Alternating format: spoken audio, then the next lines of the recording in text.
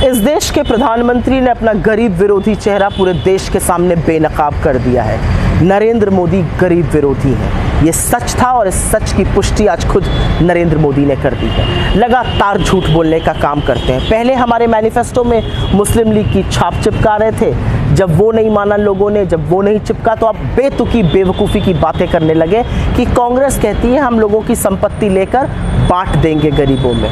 ना हम ऐसा कहते हैं, ना हमारे मैनिफेस्टो में ऐसा कुछ है। असलियत ये है कि आपकी कुत्सित मानसिकता हमारे मैनिफेस्टो के बारे में दुष्प्रचार करने की दुनिया जान रही है। मैं डंके की चोट पर कहती हूँ, इस देश में अमीरों और गरीबों के बीच में जो बढ़ती हुई खाई है, अगर उसको समय रहते न पाटा गया तो वो एक सामाजिक असुरक्षा का कारण बनेगा। लेकिन उसके लिए हम नीति निर्माण करेंगे, उसके लिए हम ऐसी नीतियां बनाएंगे जिससे वो खाई पटे। उसके लिए हम गरीबों के, दलितों के, वंचितों के, शोषितों के हाथ में सत्ता की चाबी देंगे। संसाधन पर गरीबों का हक होना चाहिए और फिर वो गरीब चाहे सामान्य वर्ग के हों, चाहे पिछड़े हों, चाहे आदिवासी हों, चाहे दलित हों। इस बारे में आप झूठ क्यों बोलते हैं? असलियत तो ये है कि अपने 10 साल के शासनकाल में आपने इस देश के गरीब की वो उपेक्षा की है, उसको इतना प्रताड़ित किया है जिसकी कोई हद नहीं है। आपने गरीबों की जेब पर डाका डाला, उनके आटे, दही, पढ़ाई, दवाई पर जीएसटी लगाकर अपने अमीर मित्रों की तिजोरियां भरी। असलियत तो यह है कि आपने गरीब पर टैक्स की वो मार डाली कि आज 50% इस देश की सबसे गरीब आबादी 64% जीएसटी देती है। आप मेरे देश को इस कगार पर ले आए कि 1% लोग 40% संसाधन पर बैठे हैं। 22 लोगों के पास उतना पैसा है जितना 70 करोड़ के पास है। आप मेरे देश को इस कगार पर ले आए कि 20% मेरे देश की आबादी 46 रुपए रोज पर अपनी गुजर बसर कर रही है। फ्री राशन का दंभ भरते हैं ना, वही लोग आज रोजगार मांग रहे हैं। आप मेरे देश को इस कगार पर ले आए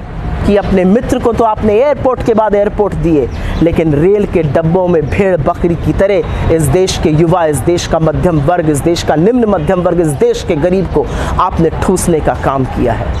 हो सकता है 85, 100, 1000 करोड़ के, 8500 करोड़ के हवाई जहाज में 20 लाख का सूट पहने हुए, 1.5 लाख की कलम लगाए हुए, 1.5 करोड़ का चश्मा लगाए हुए आपको गरीबी ना दिखती हो, लेकिन ये देश परेशान है गरीबी से।